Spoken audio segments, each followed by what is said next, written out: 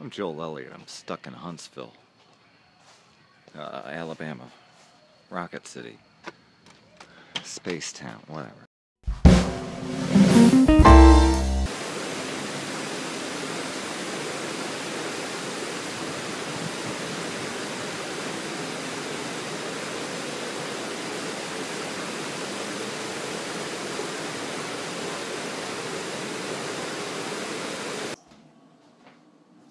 Okay, I'm going to talk to you today, tonight. I don't know when you're watching this or where you're watching this, but thanks for watching this. This is a conversation. This conversation is between me and you. And it's a conversation about mental health. Hey, I'm having an issue with my roommate. It's got me very angry and unfocused. I have a lot of roommates. I'm having an issue with 33% of them, okay? And the other 66.6 bar, because it goes to infinity. Maths. The other 66% I love dearly. They are instrumental in my survival, okay? So please don't misunderstand me. And, okay, one thing that's important, if this is just something you happened upon, I have borderline personality disorder, that's, I identify with the BPD culture for the fact that I fit a lot of the criteria, okay? So when I say I'm having a problem with 33% of my roommates, I mean that today I'm having a problem with 33% of my roommates. Sometimes I have a problem with 66% of my roommates. Sometimes I have a problem with 100% of my roommates, and so on. Because hashtag that BPD, though. My name is Joel Elliott. Again, stuck in Huntsville, Rocket City. We explode old bombs in the army place, Redstone. You should check them out. They have a Twitter feed. So, okay, let's talk about psychosis. Psychosis is something that everybody experiences. Some of you probably experienced it tonight. And if you consider yourself not to be mentally ill, I'm pretty scared of you. Because, you haven't actually, at least just, talk to a psychoanalyst to see if, maybe there's something going on in your life. Did you even try? I don't care if you think you're normal. Okay, everybody experiences psychosis. And by saying you are experiencing it, I mean you're probably drunk. You're on YouTube and you're watching a video that has, 12 views? 13. Oh, 13 now. Good. That's a lucky number. You're watching a video that has very few views, and I assume you must be drunk. Or somebody who knows me and is concerned about me because I experience frequent and deep psychotic periods. Typically, when I experience psychotic periods, I make a show. That's one reason I have 34 subscribers. Because I make a show about mental health, and, that's a difficult thing to get to catch on because people are very disturbed by it.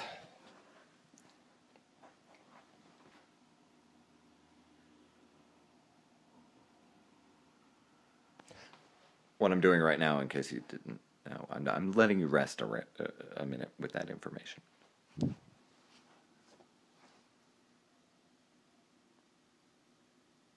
I'm also letting me rest. Like I said, psychotic episodes are difficult.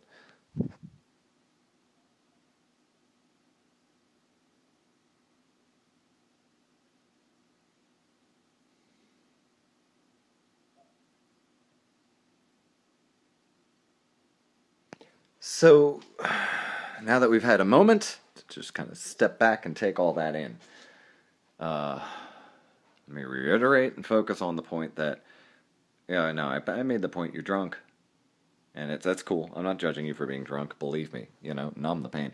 I hope you're not too drunk. I hope you understand what the hell I'm saying to you. But you're having a psychotic episode if you're drunk. It's not uncommon. In America especially, my God, a bunch of drunk dicks. Okay.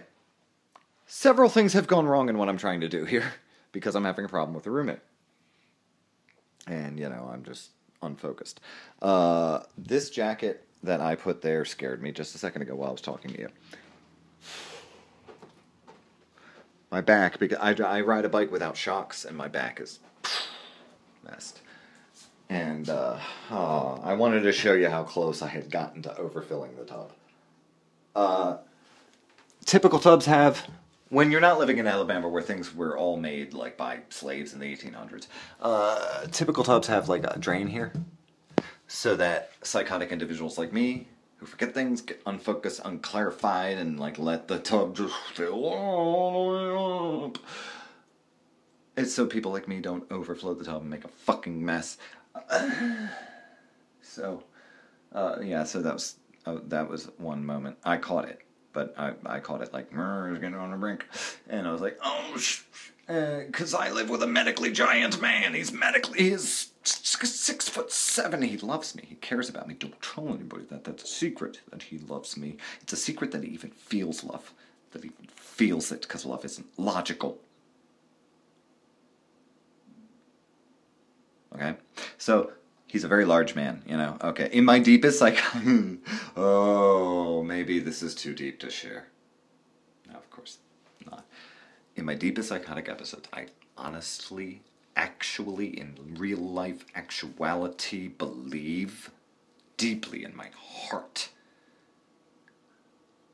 I could possibly die, that the end of my life could possibly entail me waking up from a sound sleep, seeing Tom Hand at Tomedy Comedy. Very funny, very, very funny man. Follow him on Twitter. That's why I said the at. People who are on Twitter understand that. Follow Tomedy Comedy on Twitter, because he's a wonderful man who cares about my survival. In my deepest psychotic episodes, I believe that I will open my eyes from a sound sleep, and I will see Tom Hand standing over me with a pillow, and Tom Hand will say to me, this is going to be better for all of us, and especially you, Joel. And then, you know, he very gently and lovingly snuffs the life out of me with the pillow. He's a medically giant man. He can totally do it. He's capable. He's also a caring man. He sees how much I'm suffering, and therefore, if the logic adds up that, yes, this is best for all of us, and come on, Tom, really. You know, he would do that. He's a very caring individual, okay? And he cares about, you know, the fact that I suffer from a little bit of a mental, but yeah, no, in my absolute deepest episodes, I honestly think like Tom's gonna like snuff me out, and the thing is, like, you know, in that fantasy, I am so at peace. Like, I love Tom so much. If I woke up and he was standing over me with a pillow and said exactly what I said, I would probably just say like thank you, I love you, Tom, and you know, and he would do it, and I'd struggle because that's how, you know, I mean, you don't not struggle even if you want it. Believe you me. You know, yeah, it's a really pleasant thought. I know it's a dark thought, and if it disturbed you, why are you still watching? People watch like 2 minutes of these programs and they dip away because America, right? ADHD, you know, we're trying to spread it to the world where like you can't focus on anything for a moment, which is kind of the point of this entire episode. This entire psychotic episode that we're referring to as a conversation, because it's me talking to you. So yeah, steps of all the things going wrong this evening. Like, jacket scared me while I started the program. Tub, I was starting to overflow the damn thing in order to alleviate the screaming back pain. Had lost this wire. I was looking for that thing for ages. What did I do wrong with the coffee? I did something wrong with the coffee and I forgot what it was. Oh yeah, okay, the coffee was an interplay. See, because I'm so anxious and don't have access so much to healthcare, I have crushed up Benadryl. Crushed up Benadryl is the only sedation really that is like in my, you know, purview to afford at the moment, and that crushed up Benadryl is going to jump into the metabolism with the caffeine there, because it is also a drug, and, you know, drugs help people maintain when people are not well. That's what they're for. Did you know that? Okay, whatever. So the Benadryl and the coffee is going to, like, kind of get me to a place where I can focus, because there's a top secret album Did you know there's... Oh my god, you don't know this because you don't know shit. There's a top secret album coming out this year. It's coming out in 2016. That's this year. Again, focus. That's what the point of making shows is. This year there's an album coming out from an amazing artist named Breakmaster Cylinder. Okay. Let's do a recap. We're gonna do a recap. I'm fanning out. It's okay to fan out, right? I'm fanning out. So, my name's Joel Elliott, and I discovered Breakmaster Cylinder, gosh, when Reply All. There's a podcast from NPR, you should look it up, Reply All. I was listening to Reply All, and the theme, catchy, fat beat, and the content from PJ Vogt and Alex Goldman, great guys. The content, great. It's a wonderful podcast. It lives on the internet forever. Listen to it. Reply All from NPR. The chemistry with the hosts, great. The theme, every time I heard the theme, made things happen in my brain. And I was like, this is nice. I like what's happening in my brain. Who does this theme? And they reference Breakmaster Cylinder in the podcast a lot. And I'm like, huh, okay. And life, distraction, psychotic, delusions, lots of things got in the way. And I just kind of I'm trying to survive in the deep south, which is something I'm really just absolutely bitterly hate doing. I don't like being here. There's a Confederate soldier statue in front of the courthouse.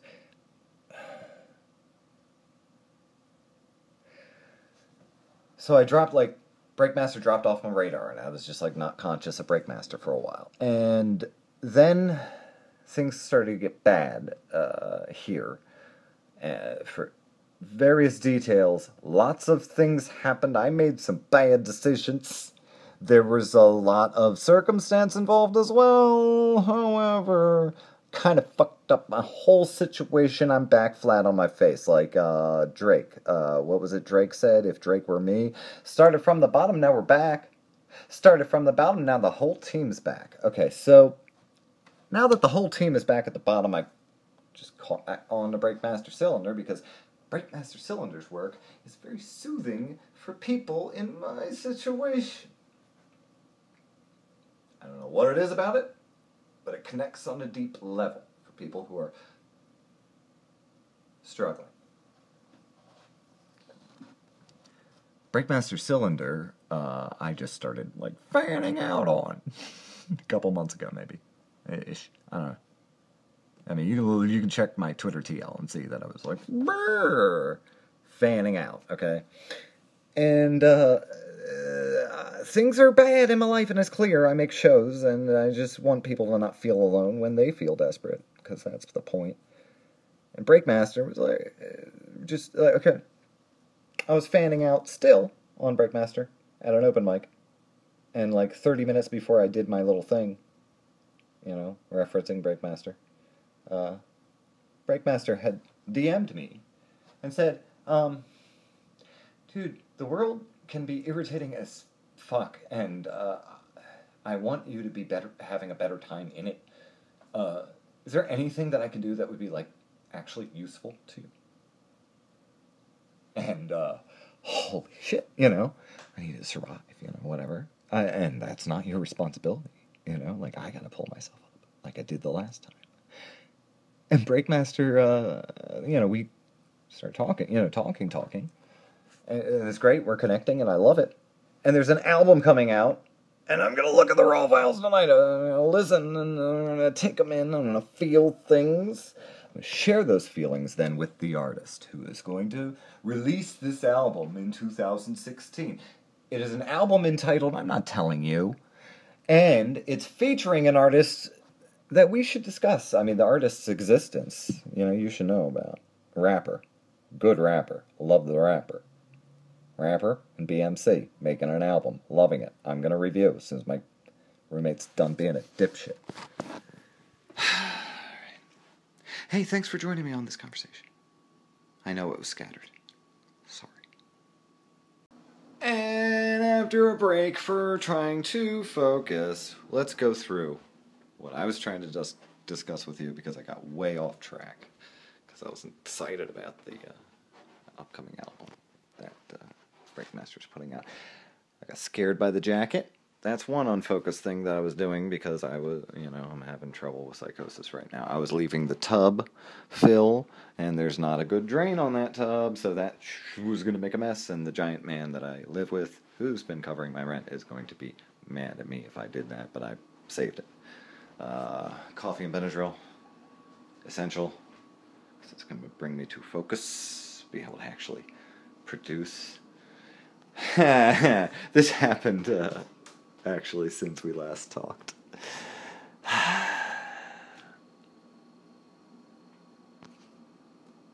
This is why. This level of unfocused behavior is why there is a pot in my hovel room, in my safe split place. There's nothing fucking safe there.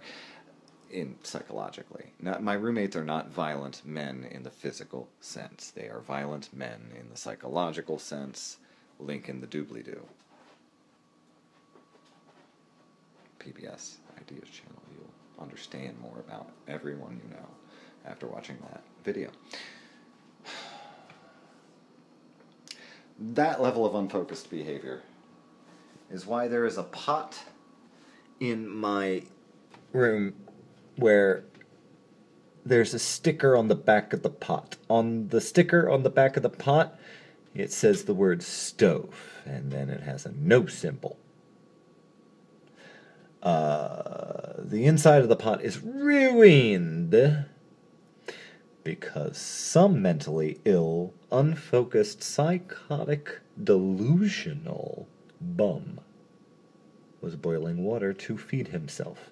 And he got way sidetracked on like 1,000 crazy things and left it boil over to the point that the pasta was on fire. Okay? There was a flaming not goodness in the inside the house where the stove is. Yeah, I set some pasta on fire on the back of the pot now that was ruined. There's a sticker that says, no stove, because Joel has to make rules for himself so that he can function outside of a hospital. And I hang up that pot when I am at this level so that I know and am reminded now's not a time that you are allowed to use the stovetop. The oven's a different matter. That's a sealed area, like the microwave. Yeah, by the way, if you suffer from borderline personality disorder, or if you just discovered by watching this show that you have some difficulty functioning, then only use the microwave. Only use the microwave. The safest thing to do, because when things boil, you just wipe that stuff out. Oh, dude, I'm not putting a link in the doobly-doo, but there are videos about how you use lemon, man. Lemon and vinegar. Put some lemon and vinegar in a cup, put it in there, and turn that on for, like, ever. Just for way too long. That whole microwave, and just wipe it out. It'll be clean as shit. Shit's not clean, but it'll be clean. Lemon and vinegar. Well, there you go. All those videos could have been succinctly stated in like 12 seconds. Who knew? Thanks for joining me for our conversation. I am unfocused right now. I'm probably going to moan and look at art that isn't the art that I would like to be looking on, because I like a safe, quiet area to do that. Link in the doobly-doo. Watch the link. Please take in the information in that link. Thank you. This has been a conversation with a bitch named Joel Elliott, who's stuck in Huntsville, Alabama. If you've actually shown me the respect of getting to know me online or in real life, you'll know that